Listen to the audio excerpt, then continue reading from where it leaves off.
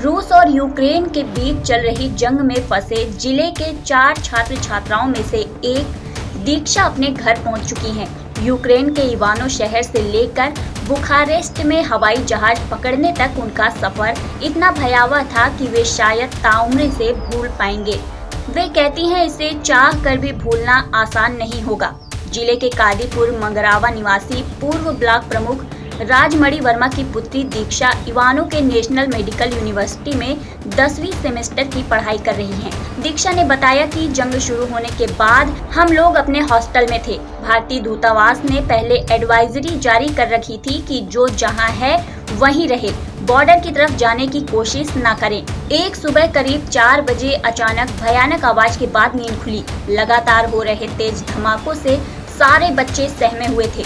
सुबह देखा हर ओर तबाही का मंजर था। इवानो हवाई अड्डा नष्ट हो चुका था। बाद में पता चला कि यहाँ कुल 7 मिसाइलें गिरी हैं।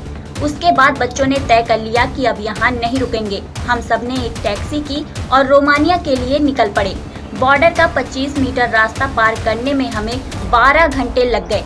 बॉर्डर पार करने के बाद बस से बुखारेस्ट हवाई अड्डे के लिए रवाना हुए। करीब 6 से 7 घंटे के सफर के बाद हम बुखारेस्ट में थे।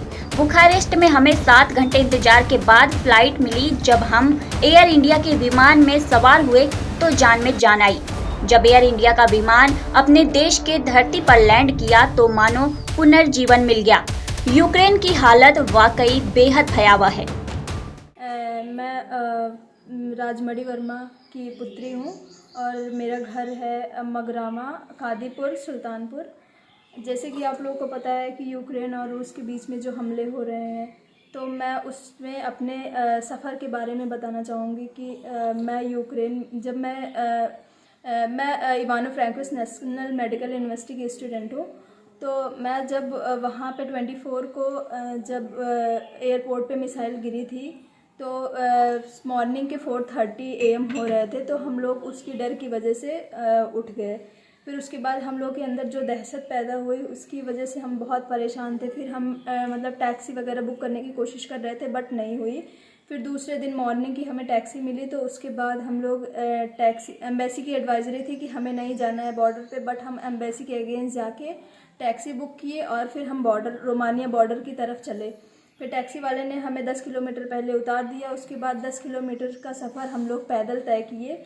उसके बाद हम बॉर्डर पे पहुँचे, रोमानिया बॉर्डर पे। फिर वहाँ पे हमें 15 मीटर की डिस्टेंस को क्रॉस करने में 12 घंटे लगे। फिर उसके बाद हम जब रोमानिया बॉर्डर से क्रॉस हुए, फिर वहाँ पे बसेस थी जो हमें एयरपोर्ट पे ले जा रही थी। फिर हम 7-8 घंटे में बुखारेस्ट एयरपोर्ट पे पहुँचे। फिर वहाँ से 7 घंटे वेट करने के बाद हमारी फ़्लाइट हुई। फ़्लाइट का नाम है एयर इंडिया। हम एयर इंडिया के थ्रू दिल्ली एयरपोर्ट पे उतरे। फिर उसके बाद वहाँ से उतरने के बाद हमें मतलब सरकार ने हमारे लिए टैक्सी कर रखी थी, वो हमें लेके गई यूपी भवन में।